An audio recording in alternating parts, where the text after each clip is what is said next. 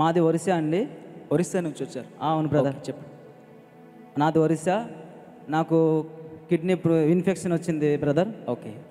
నాకు మా ఫస్ట్ 3.7 వచ్చింది ఇన్ఫెక్షను. ఓకే. చాలా డేంజర్ అన్నారు. ఓకే. అప్పుడు హాస్పిటల్కి వెళ్తే చాలా డేంజరు, ఆ హాస్పిటల్లో డాక్టర్ జడిసిపోయి వేరే హాస్పిటల్కి షిఫ్ట్ చేస్తానన్నారు బ్రదర్. ఓకే. అంటే చాలా సీరియస్? చాలా సీరియస్ బ్రదర్. ఓకే. మేము చెప్పలేమన్నారు. ఓకే. వేరే హాస్పిటల్ కాకినాడ పంపించేస్తానన్నారు బ్రదర్. ఓకే. అప్పుడు చాలా అంటే నాకు తెలియదు బ్రదర్. నాకు పెళ్ళి అయిపోయి ముగ్గురు పిల్లలు. ఓకే. 2 పాపలు, 1 బాబు. ఓకే. నా గురించి కాదు కానీ నేనేమైపోయినా పర్లేదు కానీ నా పిల్లల గురించి చాలా టెన్షన్ పడి ఏడిచాను. ఓకే. అప్పుడు ఏంటంటే ఒకటే గుర్తొచ్చింది, నా యేసయ్య ఉన్నాడు కదా, నాకు స్వస్థపరిచేవాడు నా యేసయ్యే కదా, నమ్మకమైన దేవుడు, మాట ఇస్తే మాట తప్పని దేవుడు కదా అని ఒక్కటే విశ్వసించాను బ్రదర్. ఓకే. అప్పుడు మళ్ళీ ఏంటంటే 1,50,000 దాకా అయిపోయింది బ్రదర్. నార్మల్ వచ్చేసింది. ఓకే.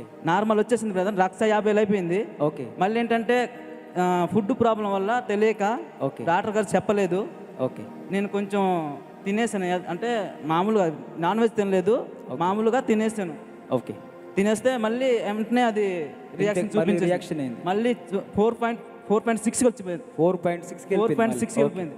అప్పుడు ఇంకా డాక్టర్ గారు చెప్పారు బ్రదర్, మేము చేయలేము, ఇంకా మేమేం చేయలేమని. తర్వాత ఏం జరిగిందంటే, యేసయ్యా నీ చిత్తం అయితే నాకు బ్రతికించు, ఓకే, నేను సాక్ష్యం చెప్పుకుంటాను, నీ చిత్తం కాకపోతే నన్ను నీ దగ్గరికి తీసుకెళ్ళిపో అన్న. ఓకే. అంటే ఎలాగండి, మీరు లైవ్లో ఏకీభవించారా లేదంటే మీటింగ్స్కి వచ్చారా? లేదు బ్రదర్, అంటే మొన్న వచ్చాను, డాడీ గారు ప్రార్థన చేశారు. ఓకే. 17వ తారీఖున మీటింగ్స్, 3 రోజులు ప్రార్థన. అవును, ఐలాండింగ్ రోజు వచ్చారు బ్రదర్.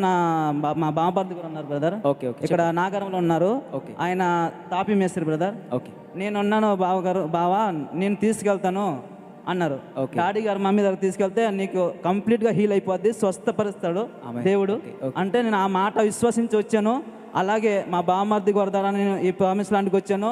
దేవుడు నా జీవితంలో ఎంతో అద్భుతం చేశాడు. నా పిల్లలకి నేను ఒక దాడిలాగా కనిపిస్తున్నానంటే దేవుని కృప.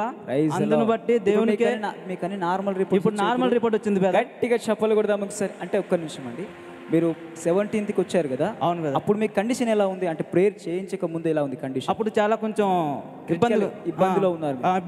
ప్రార్థన చేసిన తర్వాత మీకు ఇప్పుడు నార్మల్ 0. ఎక్కడ చెక్ చేయించారు? ఇక్కడ హైదరాబాద్లో. ఇక్కడ హైదరాబాద్లో మొన్న చేయించాను బ్రదర్. మొన్న రీసెంట్గా చేయించారు. ఇప్పుడు రిపోర్ట్స్ అన్ని నార్మల్ వచ్చేసినాయి బ్రదర్. Praise lord. గట్టిగా చెప్పలు. సంతోషంగా ఉన్నారు? చాలా ఆనందంగా ఉంది బ్రదర్.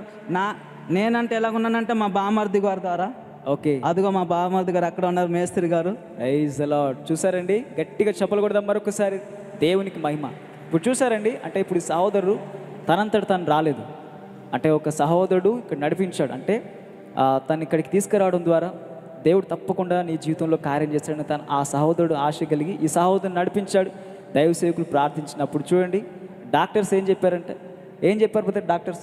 అసలు ఏం చేయలేమన్నారు బ్రదర్. ఓకే. కానీ ఇప్పుడు మీరు ఒక్కటే ఆశతో వచ్చారు ఇక్కడికి. దేవుడు ఆశతో వచ్చాను. యేసయ్యా నాకు స్వస్థపరచు, లేకపోతే నీ దగ్గరికి తీసుకెళ్ళిపో అన్నా. కానీ దేవుడు మిమ్మల్ని ప్రేమించి ఈరోజు మంచి స్వస్థత ఇచ్చాడు. ఇప్పుడు మీకు ఎలాంటి ప్రాబ్లం లేదు, ఏమి ఇబ్బంది లేదు, మంచి ఆరోగ్యంగా ఉన్నారు.